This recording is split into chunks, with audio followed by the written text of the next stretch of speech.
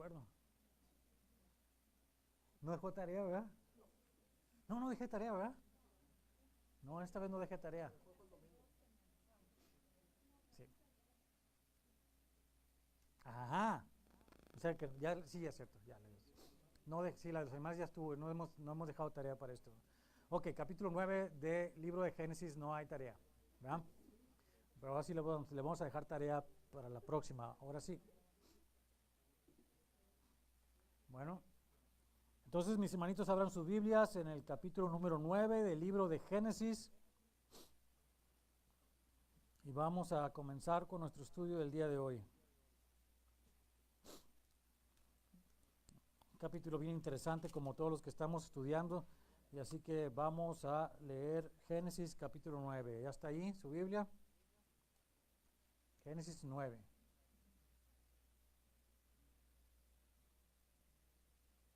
¿Estamos? Bendijo Dios a Noé y a sus hijos y les dijo: fructificad y multiplicaos y llenad la tierra. El temor y el miedo de vosotros estarán sobre todo animal de la tierra y sobre toda ave de los cielos, en todo lo que se mueva sobre la tierra y en todos los peces del mar. En vuestra mano son entregados. Todo lo que se mueve y vive os será para mantenimiento, así como las legumbres y plantas verdes os lo he dado todo. Pero carne con su vida, que es su sangre, no comeréis, porque ciertamente demandaré la sangre de vuestras vidas. De mano de todo animal la demandaré, y de mano del hombre, de mano del varón su hermano, demandaré la vida del hombre. El que derramare sangre de hombre, por el hombre su sangre será derramada, porque a imagen de Dios es hecho el hombre. Mas vosotros fructificad y multiplicaos, procread abundantemente en la tierra y multiplicaos en ella. Y habló Dios a Noé y a sus hijos con él, diciendo: He aquí que yo establezco mi pacto con vosotros y con vuestros descendientes después de vosotros, y con todo ser viviente que está con vosotros, aves, animales y toda bestia de la tierra que está con vosotros, desde todos los que salieron del arca hasta todo animal de la tierra. Estableceré mi pacto con vosotros y no exterminaré ya más toda carne con aguas de diluvio, ni habrá más diluvio para destruir la tierra.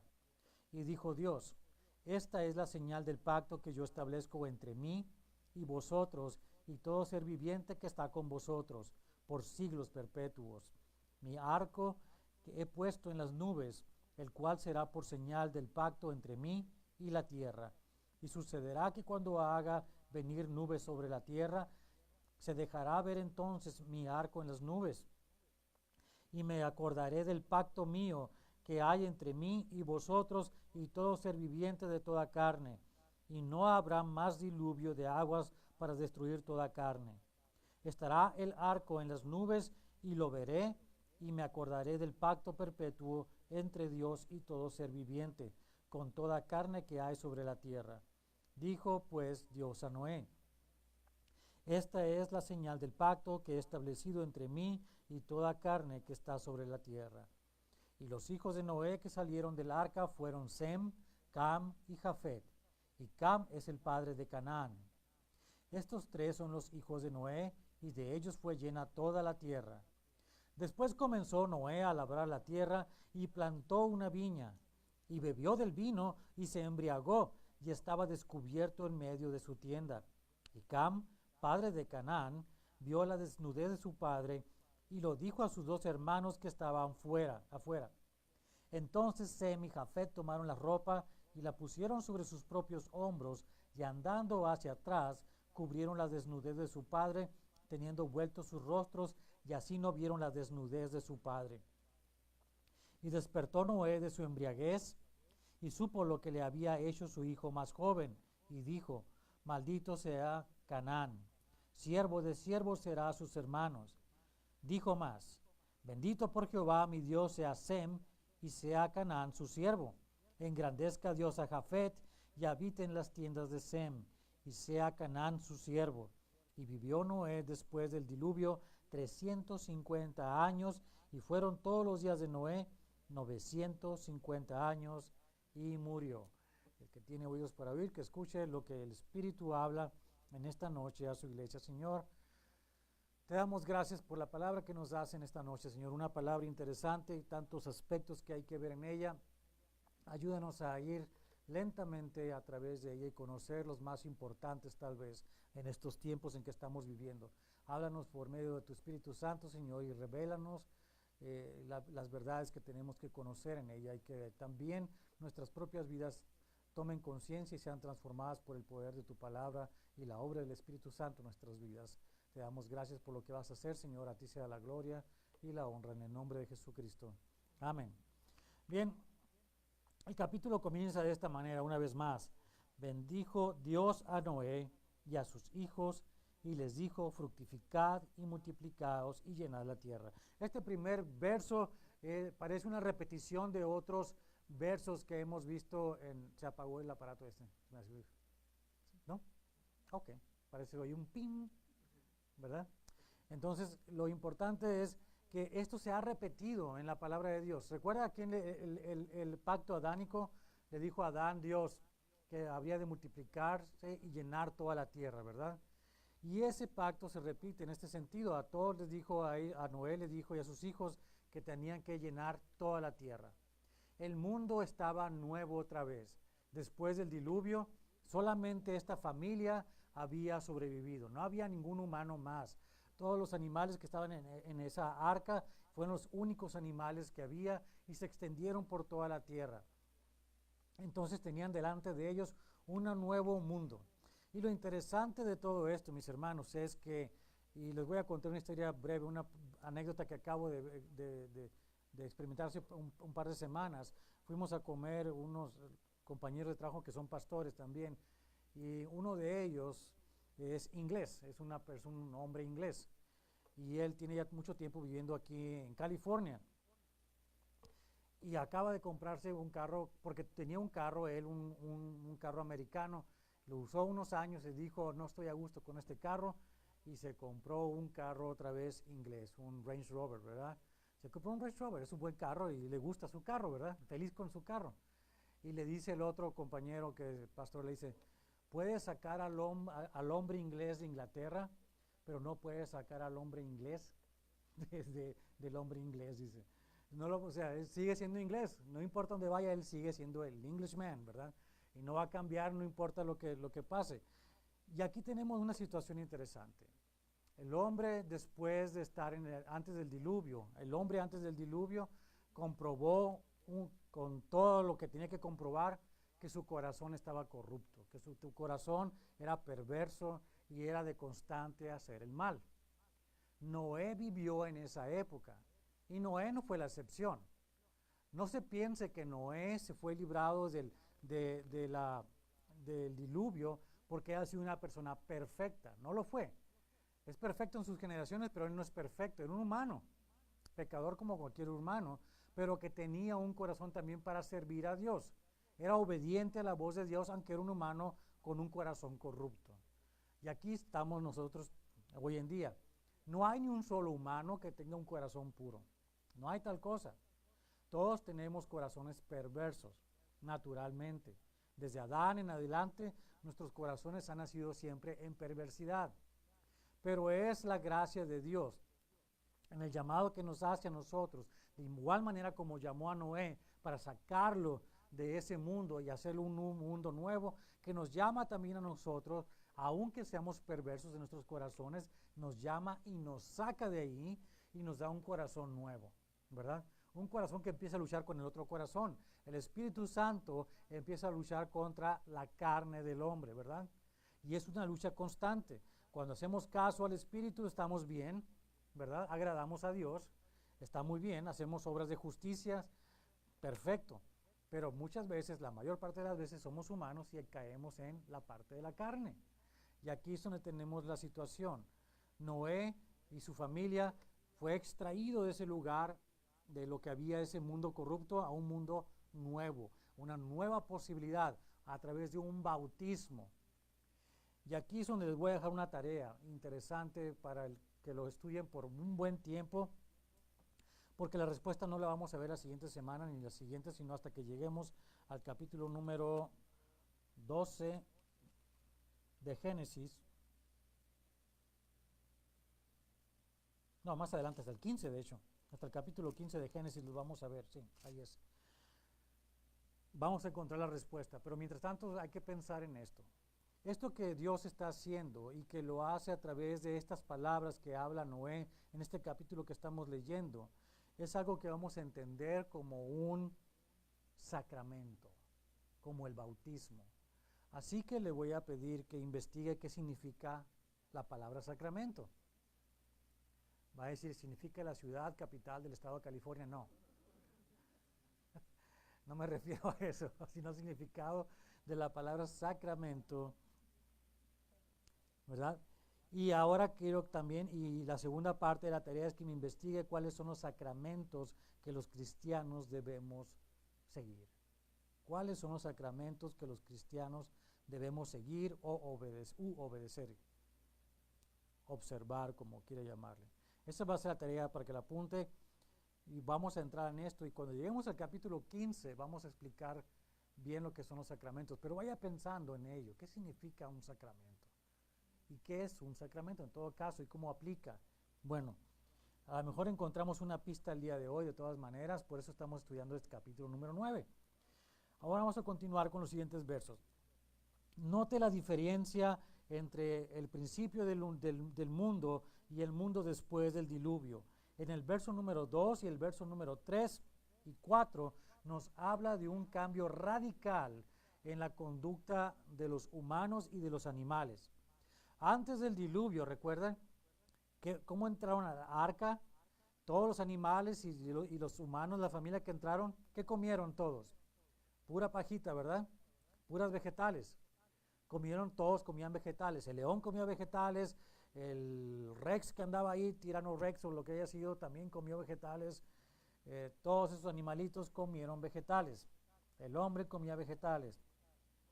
Pero note el verso número 2 al número 4. El temor y el miedo de vosotros estarán sobre todo animal de la tierra. Hubo una separación de la amistad que pudieran tener o la convivencia que había entre los animales y el humano se rompió. Note muy bien que los animales fueron llevados al arca porque Dios les llamó a los animales también para que fueran. Noé jamás llamó a los animales, ¿verdad? No fue a buscarlos. Pero curiosamente se sintieron muy bien con Noé y su familia, ¿verdad? Durante todo ese tiempo. Y no hubo ningún problema. Por lo menos no nos dice la Biblia que tuvieron algún problema el león y la serpiente, o las hienas porque se estaban burlando del burro, ni nada de ese tipo de cosas, ¿verdad? No hubo nada de eso. Por cierto, si alguna vez tiene la oportunidad de escuchar ahora sería un CD ¿cómo se llama? De Vidal, Marcos Vidal, que tiene que ver con el arca, se llama El Arca, es para una historia para niños. Es muy interesante porque habla de lo que es la iglesia, visto como desde el punto de vista de lo que es el arca de Noé y cómo tiene los caracteres diferentes, cómo sufren y cómo batallan, pero encuentran un propósito al final. Se lo dejo también que si un día lo pueden ver, escucharlo, escúchenlo. Pero noten lo que dice, el temor y el miedo de vosotros, ¿de quiénes? De los humanos, de Noé y de su familia, iban a estar sobre todo animal de la tierra y sobre toda ave de los cielos, en todo lo que se mueva sobre la tierra y en todos los peces del mar. En vuestra mano son entregados. Aquí hay una diferencia entre decir entre vuestra mano y a decir para que sean sojuzgados. Al principio, en el libro de Génesis, capítulo número 2, vemos que fueron entregados al hombre y el hombre sojuzgaba a los animales de todo lugar. Es decir, el hombre cuidaba y protegía y tenía una obligación de cuidar a los animales. Pero aquí nos está diciendo que están puestos en sus manos, con el poder del hombre de matar y comer animales. Muchos, para aquellos que son vegetarianos, no voy a comer animal porque pobrecitos, cómo sufren los animalitos. No, esto es algo que Dios ordenó. Es un cambio que Él ordenó en la humanidad, que podíamos y deberíamos comer animales, y a los animales también les dio ese mismo mandato. Y los animales comían también animales, empezaron a comer animales, ¿verdad? El león se convirtió en un predador, el tiburón también, y todos los animales empezaron a cambiar sus dietas de esta manera, casi todos en diferentes maneras. Obviamente, algunos se quedaron siendo herbívoros, pero otros comieron de todo, como los osos y los humanos omnívoros, y otros nada más carne, y otros carroña.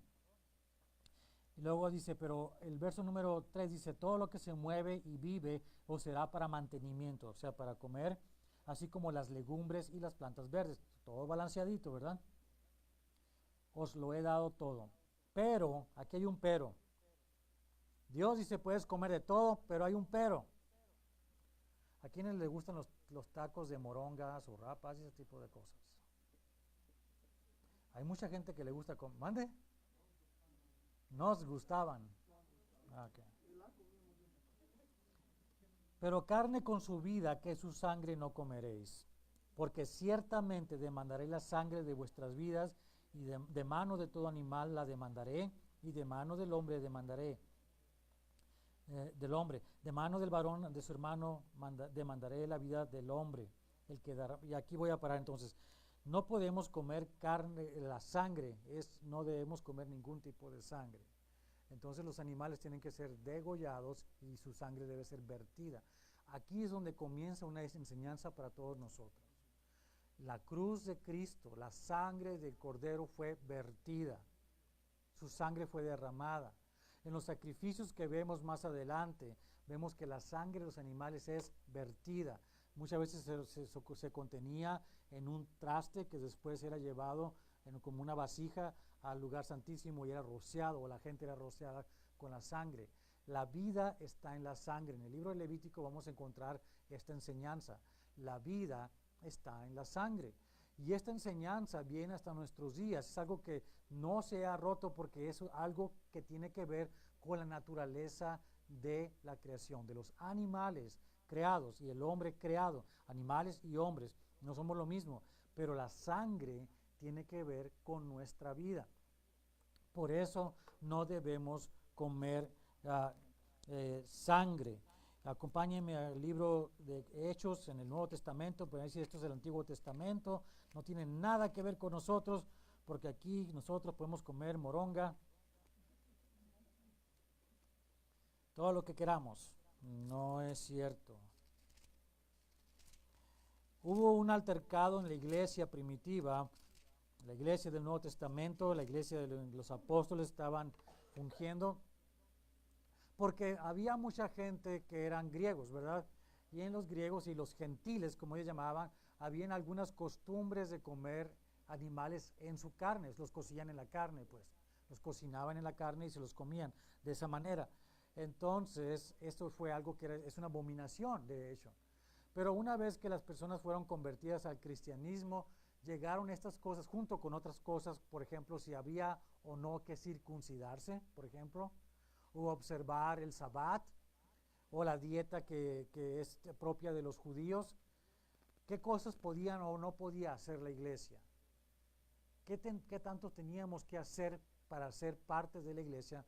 Porque recuerden una cosa, la iglesia de Cristo no nació una iglesia gentil, sino una iglesia judía. Todos eran judíos al principio.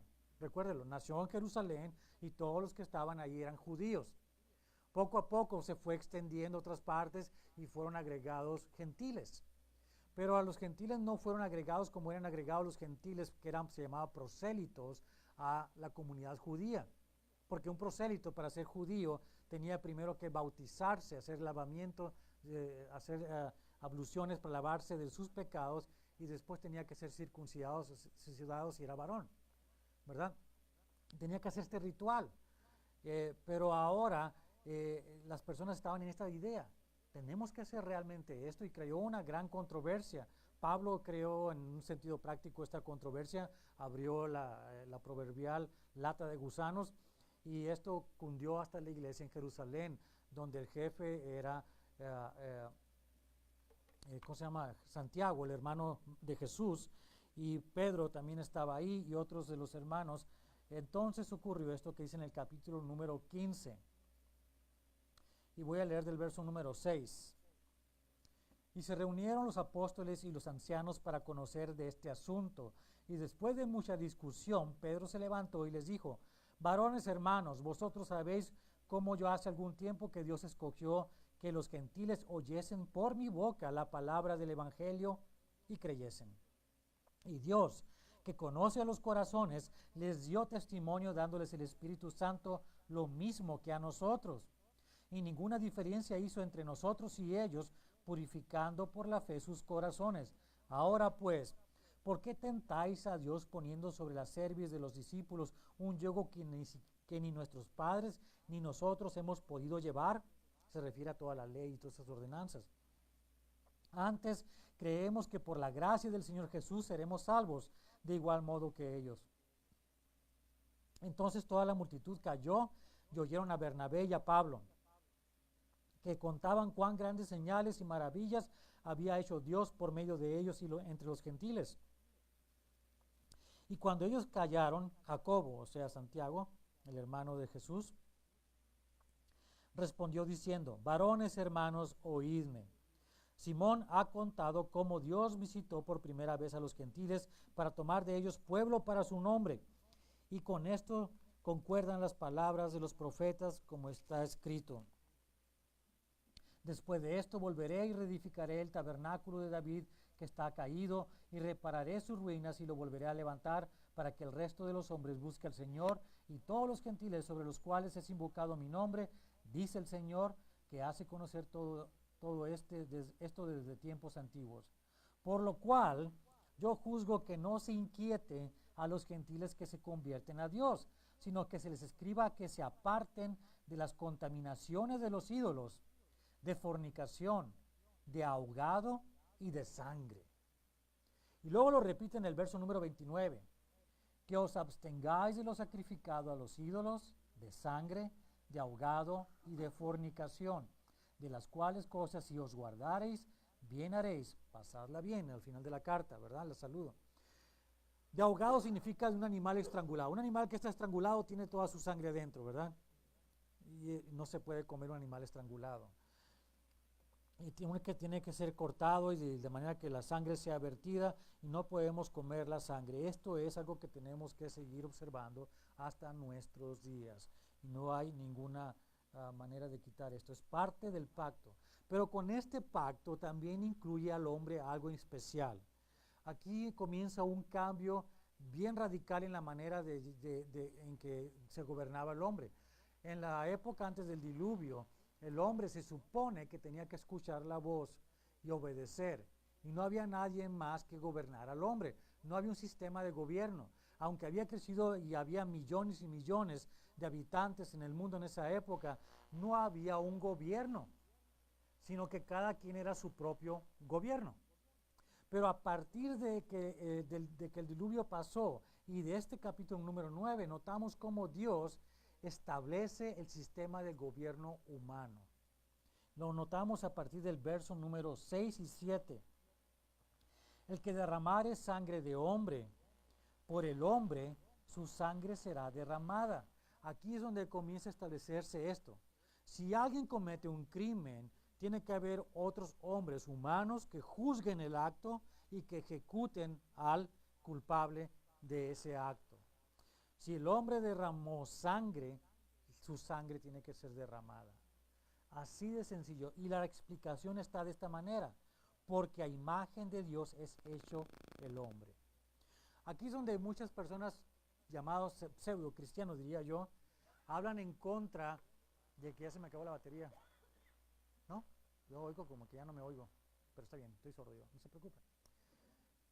El hecho es que hoy en día muchas personas abogan porque los criminales no sean ejecutados. Si una persona asesinó a alguien, dice no, que no sea ejecutado, no debe ser ejecutado. Y hay pocos estados aquí en los Estados Unidos que tienen la pena de muerte para crímenes horrendos, que le llaman, ¿verdad? Pero no hay tal cosa como una sentencia de muerte. En México no hay sentencia de muerte para los criminales, y en muchos países no lo hay. Pero el concepto bíblico es que si una persona mata o toma la vida de alguien en una manera intencional, el no matarás del decálogo, si una persona asesina a otra persona, esa persona tiene que morir. Tiene que ser ejecutada por los demás humanos. Esa es la palabra de Dios. La sentencia, la sentencia de muerte para criminales de muerte es algo bíblico. Y no deberíamos nosotros decir es malo. Note cómo lo que es bueno, que dice la Biblia, el humano lo ha llegado a llamar malo. Y lo que es malo, lo ha llamado bueno.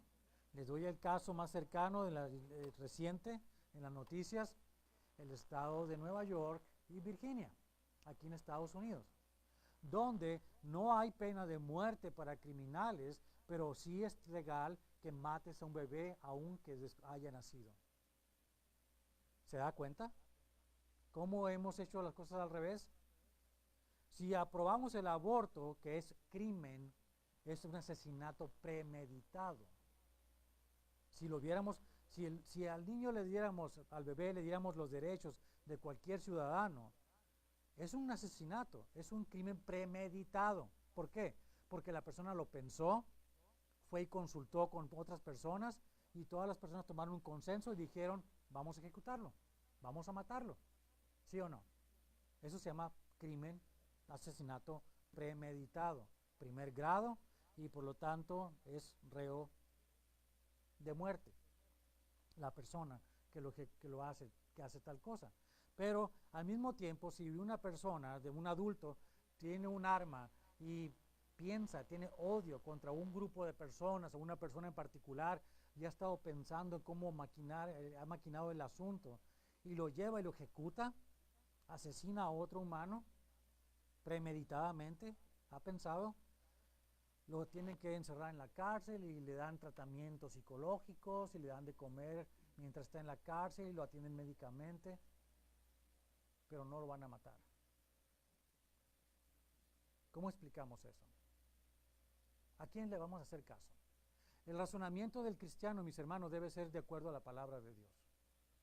A la palabra de Dios, simple, sencillo. Jesús jamás condonó la pena de muerte. Dicen, sí lo hizo. La mujer adúltera. No lo hizo. No, el juicio no estaba cerrado completamente. Cuando leemos ese caso, vemos que el juicio era un juicio chueco, torcido, porque no hubo testigos, nada más se presentó a la mujer. ¿Y dónde está el hombre? ¿Dónde estaba el hombre con el que se supone había adulterado ella? En ninguna parte estaba. Jesús hizo lo correcto al decir, ¿dónde están los que te culpan? ¿Dónde está la prueba? ¿Dónde está la evidencia? Yo tampoco te juzgo. Vete, pero como se ve que era cierto, dijo, no peques más. ¿Verdad? Entonces, tenemos eso. La pena de muerte es algo que debe seguirse manifestando. Es parte del gobierno que el hombre debe tener ahora entre los humanos a partir de ese momento. Ahora, el hombre, puede preguntarse usted, ¿fue el hombre suficientemente sabio para poder aplicar esto? No, jamás lo ha sido. Desde el primer momento hasta hoy en día, la justicia del hombre jamás ha sido correcta, buena, en todo sentido. Porque por una parte decimos proteger o hacer algo y por otro lado hacemos lo contrario. El hombre es así. En la cultura, en la manera de ser nosotros, hemos fallado. Y si no lo creo, vamos a estarlo viendo a través de toda la historia de la palabra de Dios. Cómo hemos fallado una y otra vez al emitir juicios de acuerdo a la conveniencia de cada uno de nosotros. ¿Verdad?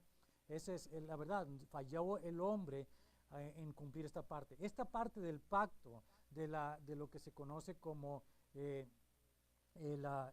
gobierno humano, comenzó ahí y va a terminar el día que el Señor Jesucristo venga otra vez y ponga el gobierno divino en la tierra.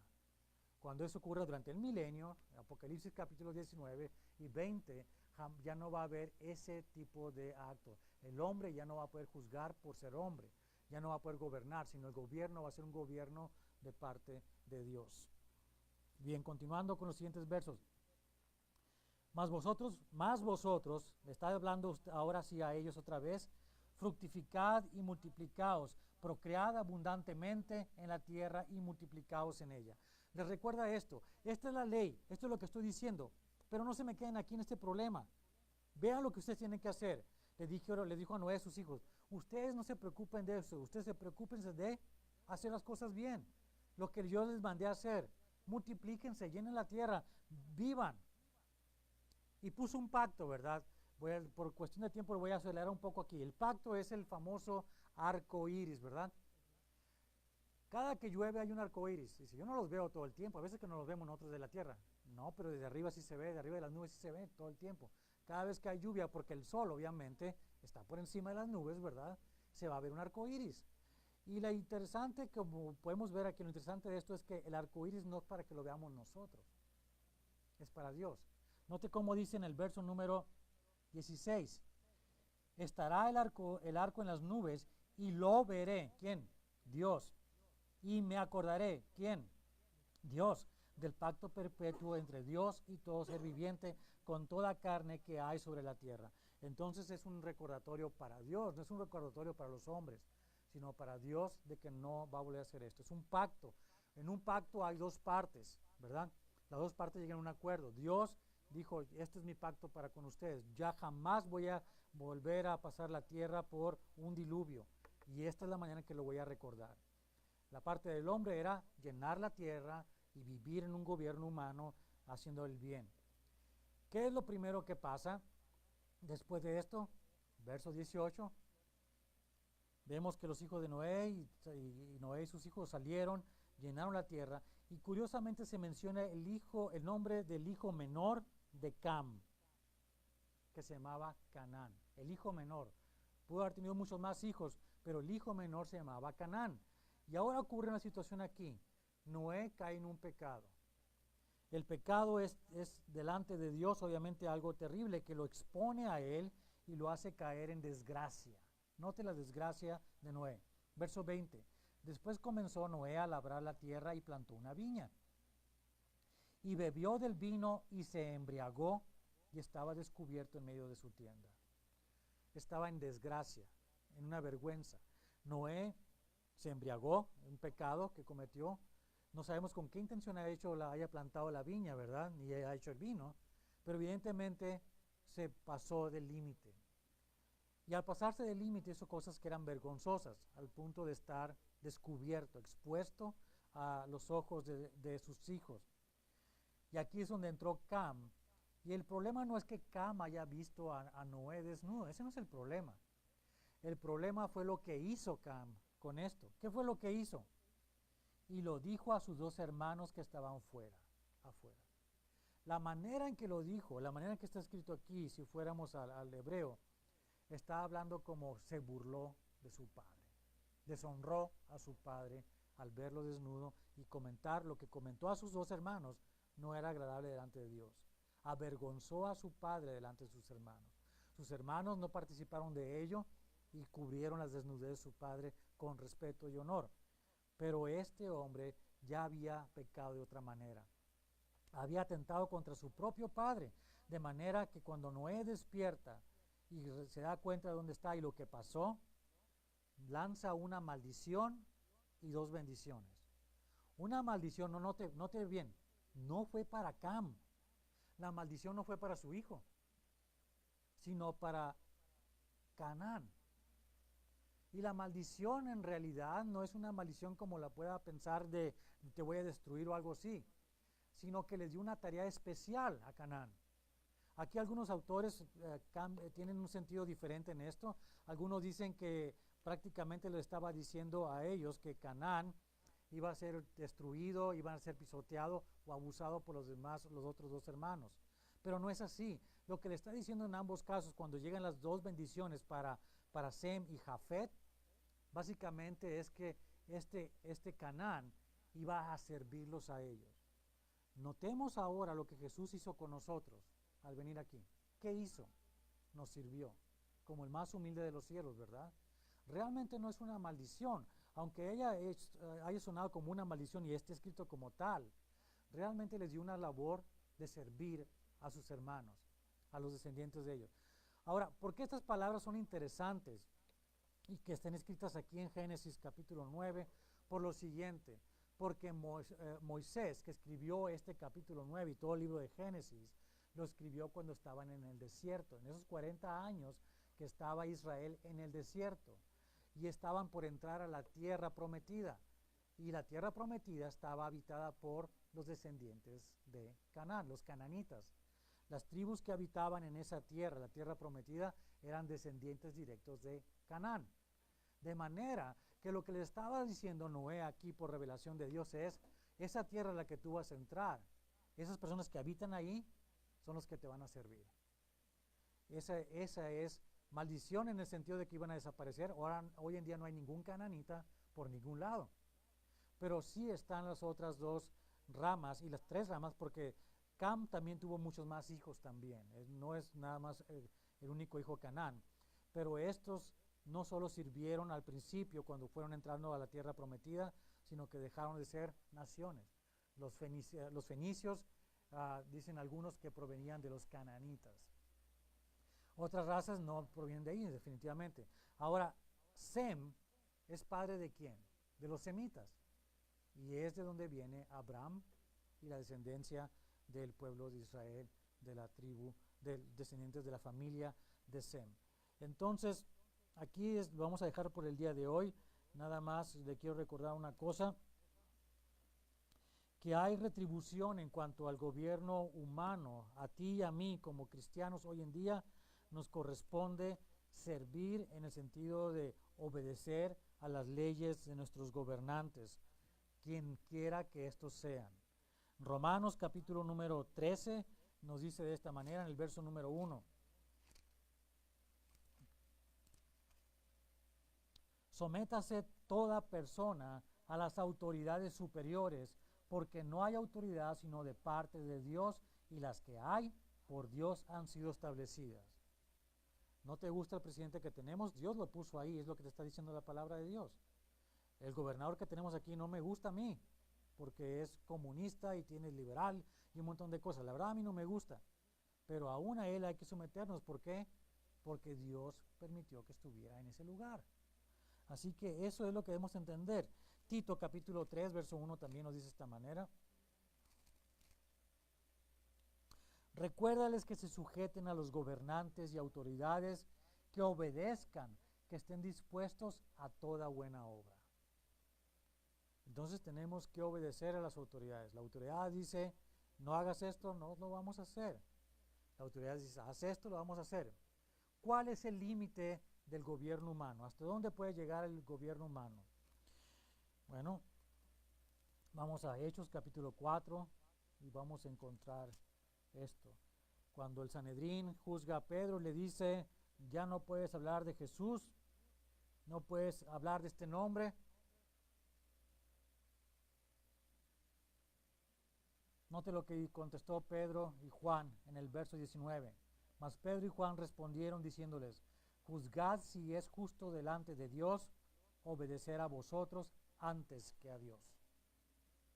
Esa es la medida. Si Dios tiene una ley que siempre va a estar por encima de la del hombre, si una ley del hombre está en contra de la ley de Dios, no tenemos por qué obedecer a la ley del hombre. Así de sencillo. Eso es lo que tenemos que tomar como cristianos, es la manera en que nos debemos dirigir y comportar. Si viene una pregunta, dígame, hermano.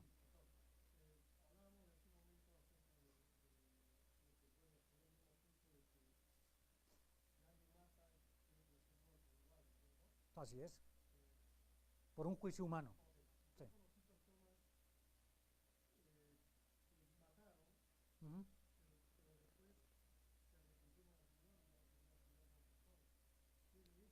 Bueno, no debieron llegar a ese extremo. Ese es el punto. Cristiano o no cristiano, antes o después de Cristo, no importa. La sangre es con sangre. Si ellos se arrepintieron, el Señor los perdona. Créeme que el Señor va a perdonar a las personas, ¿verdad? Ese no es el punto. El punto que es que puso una ley entre los hombres. Ese es el punto. Si una persona comete un crimen, un asesinato premeditado, primer grado, debe morir, ¿verdad? Esa es la cosa. ¿Sabía o no sabía? Eso no nos dice el Señor. Si la persona tenía que saber o no que estaba haciendo mal. ¿Por qué? Porque el Señor puso en el corazón de todo humano lo que es el bueno, lo que es el bien y el mal. Y todo el mundo sabe que matar es malo, ¿verdad? Entonces, de ahí parte el punto. Sí, la persona, de acuerdo a las leyes del hombre, precisamente el gobierno humano, se le permite una segunda o una tercera oportunidad. Pero aquí tenemos personajes aquí en Estados Unidos, en muchas partes del mundo, que han cometido una serie grande de asesinatos y aunque van a la cárcel, salen de la cárcel y siguen haciendo lo mismo. La cárcel no es un lugar para reformar este tipo de personas. Y no lo digo yo, es lo que dice la palabra de Dios. Yo no voy a juzgar si la persona puede cambiar o no puede cambiar. Yo sé que Dios puede cambiar a quien sea. Yo lo que estoy diciendo, esto es lo que dice la palabra de Dios. Yo no me voy a poner en contra de la palabra de Dios. Ahora, yo no soy quien para ponerme a juzgar a una persona que ya pasó por eso, ya lo hizo, y está aquí entre nosotros, por ejemplo. Yo no voy a tomar en mi mano el vertir su sangre, porque no está en mi mano hacerlo. Hay un gobierno, ¿no es cierto? Y ese gobierno debió haber juzgado de acuerdo a sus reglas, leyes, a ese hombre. Y debió haber aplicado la pena de muerte. Si no lo hicieron, no lo hicieron, pero es el gobierno. Yo no puedo llegar y vengarme de esa persona o tomar por mi propia mano la ley y hacerla. No es correcto. Es algo que acabamos de leer en estos versículos en Romanos 13 y Tito 3:1, que no podemos nosotros, tenemos que obedecer a las leyes, obedecer a los gobiernos. Si el gobierno dice no hay pena de muerte, no hay pena de muerte, aunque estemos en contra de eso, aunque no estemos de acuerdo.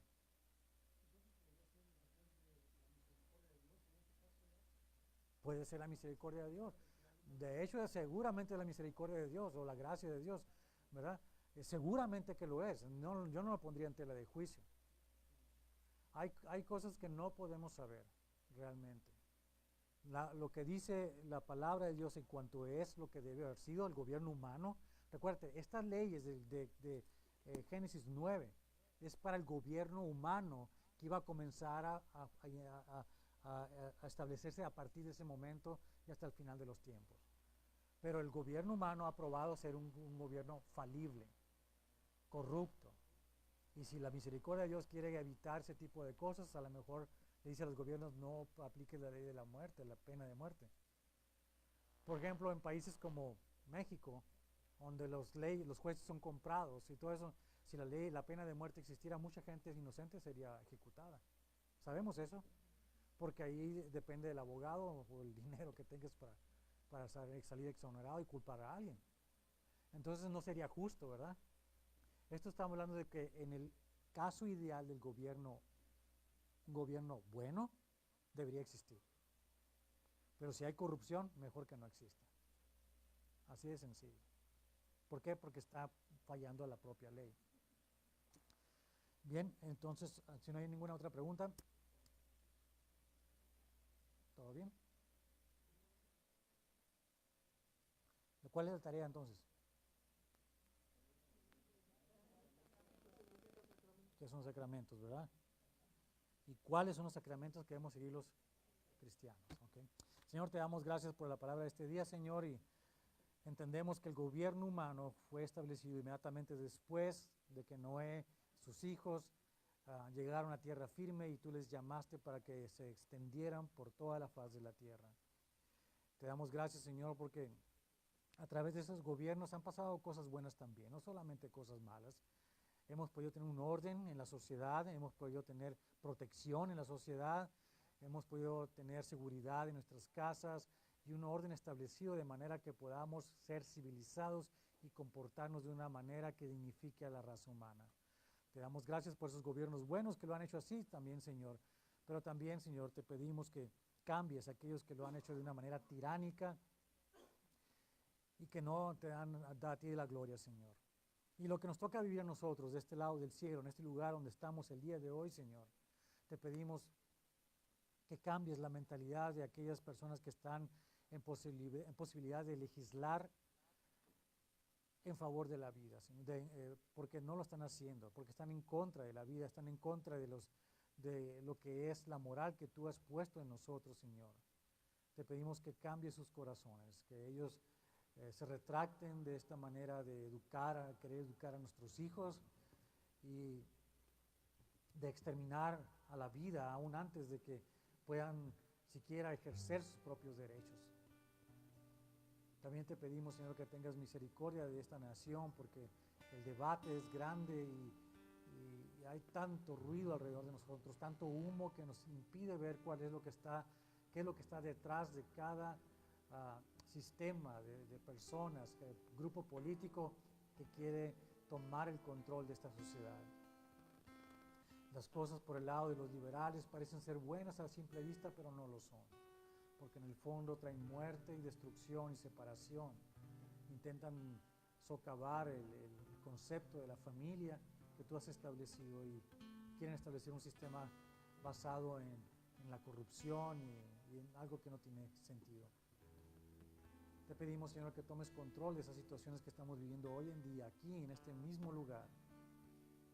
Pero también entendemos, Señor, que las cosas que podemos vivir hoy en día también tienen un propósito de edificar a la iglesia, de que sojuzguemos nosotros, que pensemos y que analicemos lo que nos hablas tú en la palabra de Dios, que encontremos en ella sentido, como lo encontró el pueblo cuando Nehemías ordenó a Esdras a que leyera la palabra a todo el pueblo.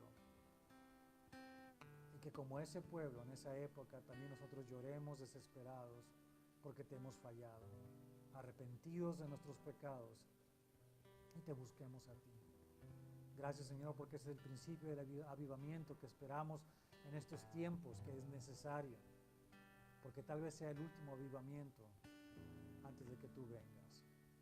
Gracias te damos, Señor, por lo que vas a hacer. Bendito seas, a ti sea la gloria y la honra en el nombre de Jesucristo. Amén. Dios los bendiga, mis hermanos. Recuerden el servicio el viernes en la funeraria ahí en Fairhaven, y el domingo recuerden no comerse las donas que no le corresponden.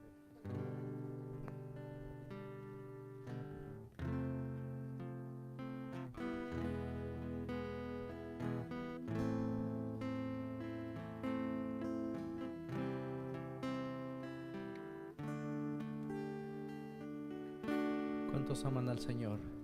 Amén. Entonces dice: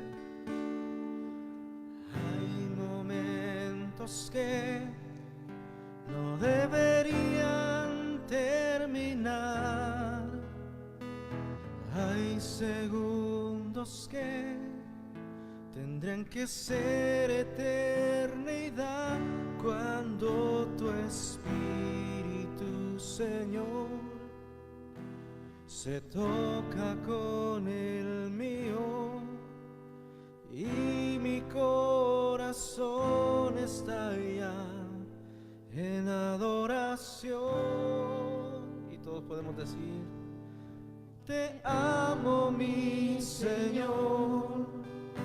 Se acaban las palabras, solo me queda mi alma para cantarte. Te adoro, mi Señor, no hay nada alrededor, solo estamos tú y yo, solo estamos tú y yo. Hay momentos que no deberían terminar, hay segundos que tendrán que ser eternidad, cuando tu Espíritu, Señor, se toca con el mío y mi corazón está ya en adoración. Te amo, mi Señor, se acaban las palabras, solo me queda mi alma para cantarte. Te adoro, mi Señor, no hay nada alrededor, solo estamos tú y yo, solo estamos tú y yo.